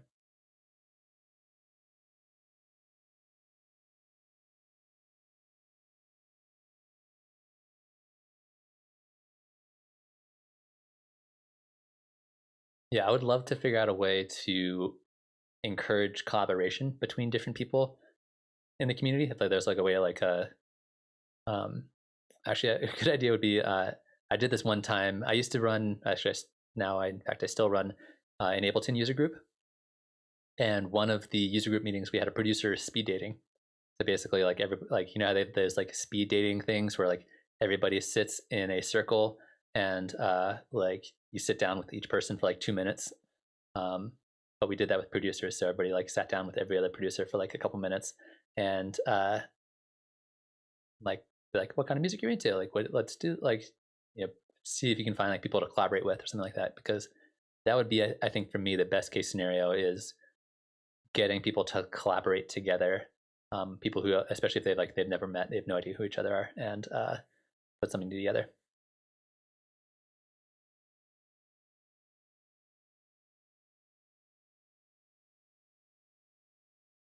Yeah, for sure. I mean, I think the music world, emo is definitely full of hierarchy and reduction and a lot of stuff like that. But I think that for the purposes of what I want to be doing with my community, I think it's going to be more about participation and just doing cool stuff and celebrating each other and helping each other out.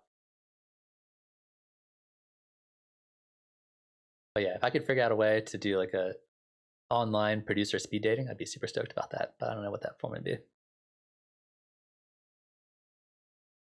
It's not a guilt thing. But yeah, we could do like a community voting thing, or uh, just to um, I don't know. I think a little bit of competition does help though. I think people, if there's a prize or something that like people are into, uh, then people would be super into it.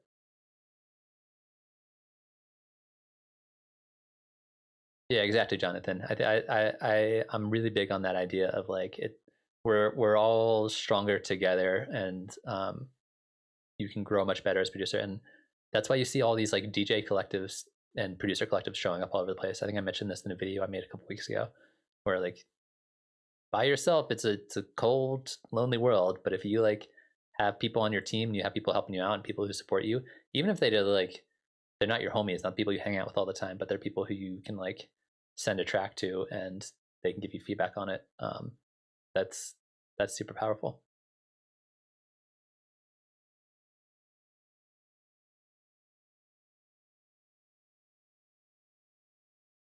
But yeah, I'm super open to ideas. Like I said, I want this channel to be really community oriented and not always me just kind of like talking into the microphone, but also like people learning from each other and helping each other out.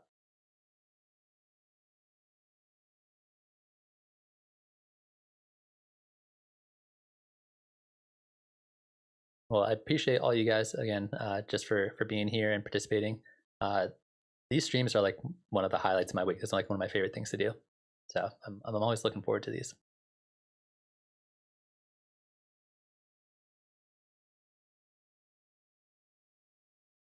Yeah, I think there will be some kind of prize thing.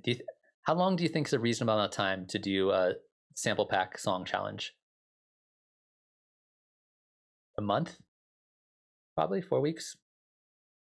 Because that's the kind of thing that like if we got into the groove of it, we could just do it like every month there's a new sample pack, and at the end of the month your song is due. And that way it's like really consistent schedule that people can get into. Yeah, I think 3 to 4 weeks. I think 4 weeks makes it nice and even. So that way, um, maybe I'll like release 24 hours would be dope too, but people have to be ready for it. Um, Release the sample pack on like the first Friday of the month, and then do the song review at the last Friday of the month or something like that.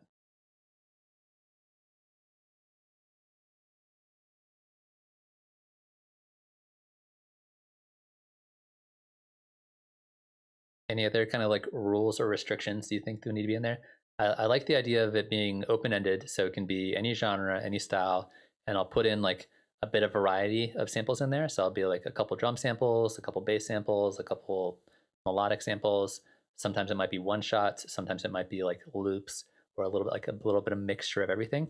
And that way, if you like, you want to make a house track, you make a house track. You want to make a dubstep track, you make a dubstep track. Um, I'm not sure if I want to restrict it so you have to only use those samples. Like, should people be allowed to synthesize their own stuff from scratch? Yeah, I'll just make them. I'll just like sit down and make a bunch of samples, so there'll be no royalty things on them. Um, and like maybe sometimes it'll be like 10 samples, but sometimes it might be like 40 samples. I might like have different amounts.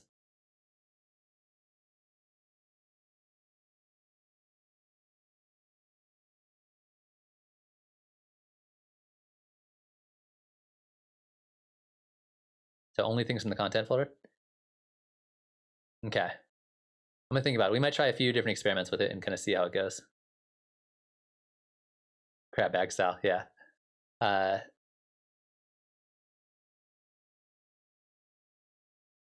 because I think there's something to be said for being able to kind of like take those as like the starting point and then like layer in other things on top of it. Like especially if you're like a guitarist or something like that, or a vocalist, if somebody like was able to sing their own vocals on top of the samples that are already there, and like that would be a cool, interesting take on it that I think would be interesting to see. Interesting. 10 samples is plenty. Uh, are we talking, Jonathan? Are we talking about like loops or one shots or both? Well, I like restricting it to stock devices. So you can use whatever stock devices you want. You can no third-party plugins.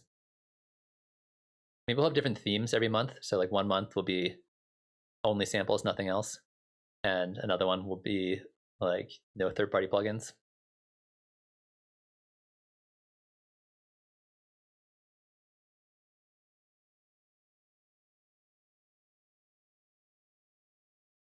Or yeah, or like maybe it's one month it's like you have to make a house music track, or 1 month you have to make like a different kind of track.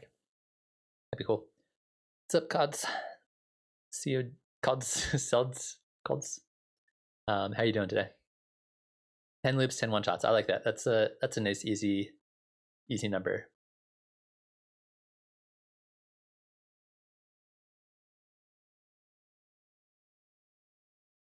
Yeah, this is an idea that I've been had like brewing in my head for a while that I just like I've been procrastinating actually doing. But midway through May now. Or yeah, maybe make one that's just like just melody parts, and then people can do everything else, but they have to use that melody. I think the first ones can be very open-ended. I think the first one is like, here's the samples, do whatever you want, use the samples. Maybe since we're halfway through May, if I release the sample pack at the start of June, and then custom zombies. I knew what Call of Duty is, but I didn't know about custom zombies. But yeah, release the samples start of June, and then have the first like due date be at the end of June. Would you guys be into that? I think it'd be cool.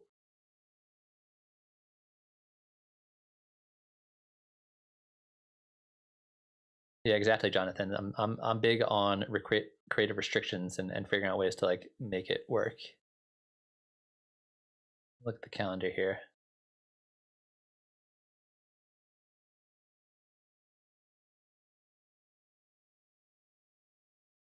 I could release the samples on the 28th, which would be a Friday, 20th of May, which is in like 10 days. So I need to like make the samples, and then have the first contest be due the 25th of June. I think maybe there should also be a time restriction on it. Maybe like 3 minutes max for the arrangement. That way we don't get like 10-minute long ambient tracks, which is like, I love 10-minute ambient tracks, but if we're gonna have to like go through a bunch of tracks, 3 minutes maybe max.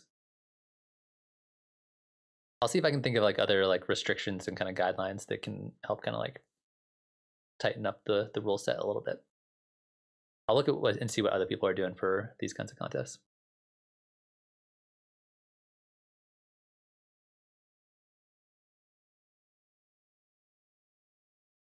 Yeah, I say anything under 3 minutes is probably fine. I feel like I'm like giving you guys homework assignments, which is great. I haven't had to give homework to anybody in a while.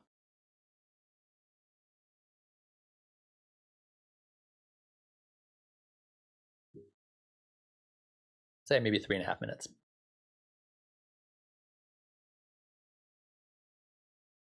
And if I'm talking to you guys about it, then you guys can hold me to it and make sure I actually release those samples on time. Because that's the big holdup here, is me procrastinating making a sample pack.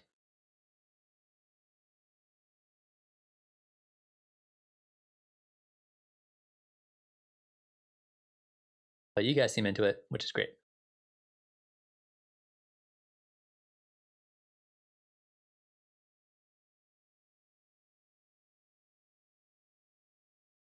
Cool. So I got a few more minutes before I'm going to call it for the evening. Again, I thank you guys for being here and participating and showing up. Any final ideas of things that I can do to help kind of make the channel better, make the community better, or just questions about live? If anybody out there has got a topic that you want me to see me talk about for a little bit.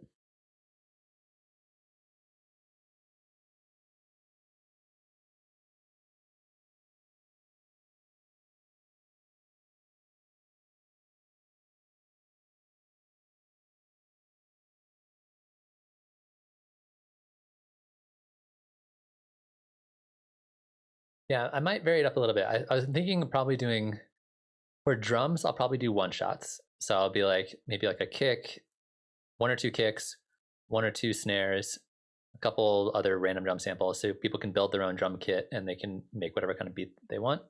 And then a couple loops for like bass lines, melodies, atmospheres, that kind of thing.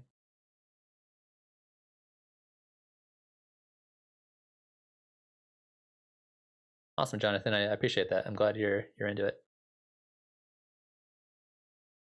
I think not doing clickbait thumbnails is actually really hurting my ability to make the channel grow. So that's a constant battle I have to fight. It's a moral question I have to ask myself. How far am I willing to go for those clicks?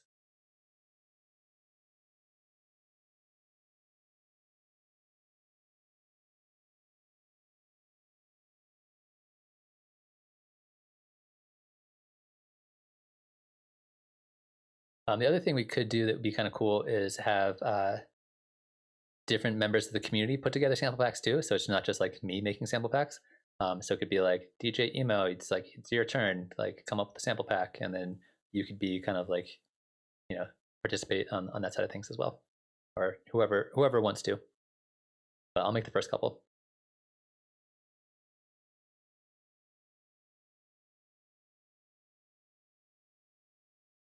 Yeah, you can definitely hate the game for sure. You know?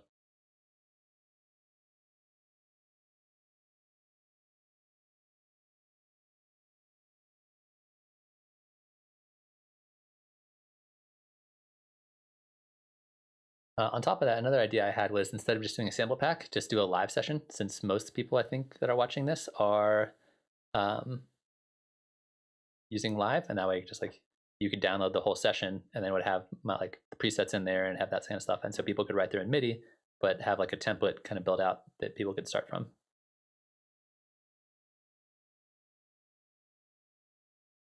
Well, not necessarily you, email. It just can be anybody who wants to participate in making some samples.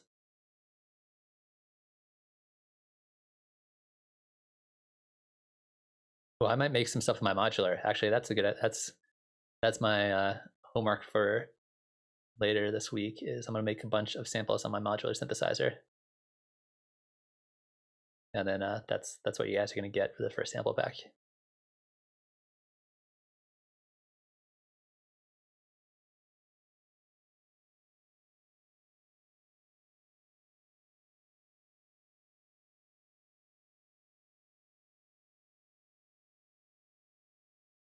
I mean, we could do like a techno themed sample pack. It'd be cool.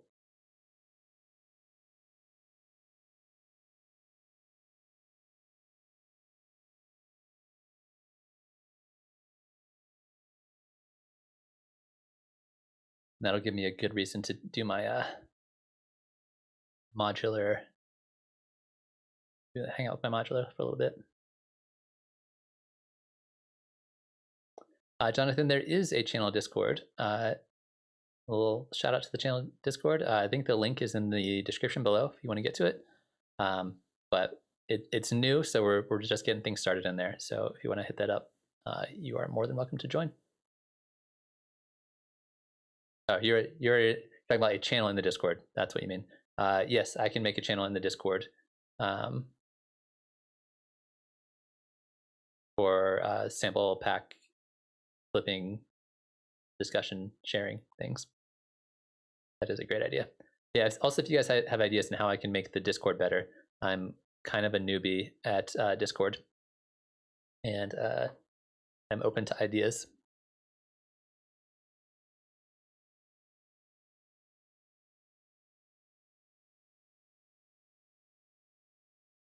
Yeah, but we should just get everybody make some samples and just all share them. When I went to music production school, that was one of the best things about going to school, was like every weekend you'd come in, people would have a hard drive full of samples, and we'd all just like swap samples.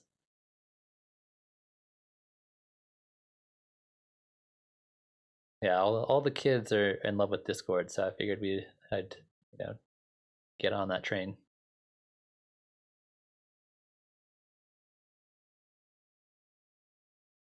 So basically, I mean, Discord is just like a chat application where you can do voice chat, you can just do text chat, different channels. There's nothing really special about it.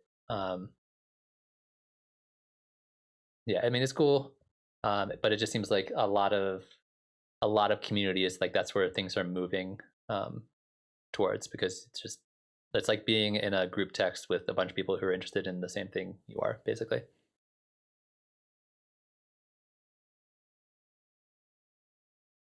It's not quite like Facebook. It's more like if you've ever used um, like Slack for work, it's kind of like that, like the young person's version of Slack, where it's just like a bunch of chat chains, and you can have different channels and um, all that kind of stuff.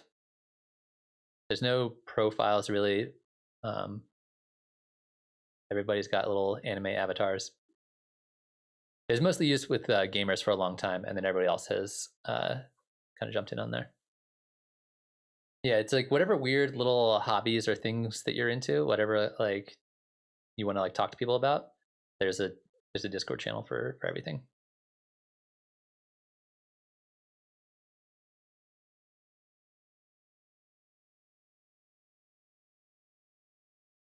Yeah, it's basically like a more complex version of WhatsApp, kind of made for gamers, basically.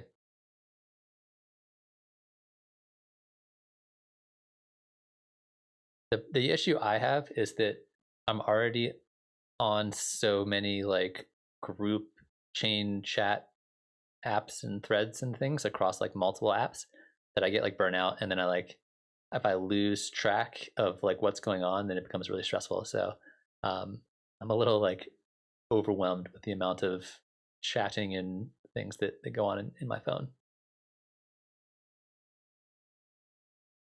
Yeah, it's just like a group chat with things being divided up into different communities and topics. Kind of the idea. And it's kind of nice because there's a desktop version and there's a phone version, so and they sync up, so you can use it on your computer, or you can use it on your phone.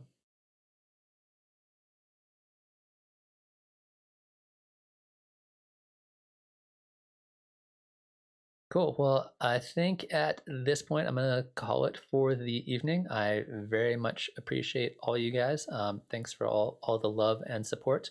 If you want to help me out, feel free to like, comment, or I guess yeah, comments, all that kind of stuff on videos and things I'm releasing. That definitely helps me out quite a bit. And I will see you guys on Friday for another song feedback stream.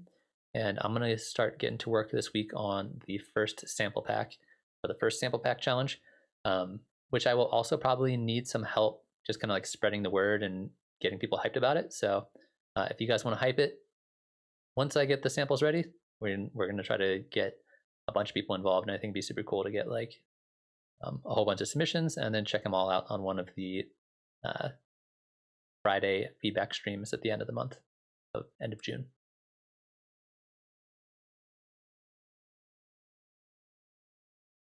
Awesome, sweet. Well, I love you guys. Make sure you take some time this week to make some music, make some cool, weird stuff, even if you don't finish it, and then send it to me on Friday. Have a good rest of your week.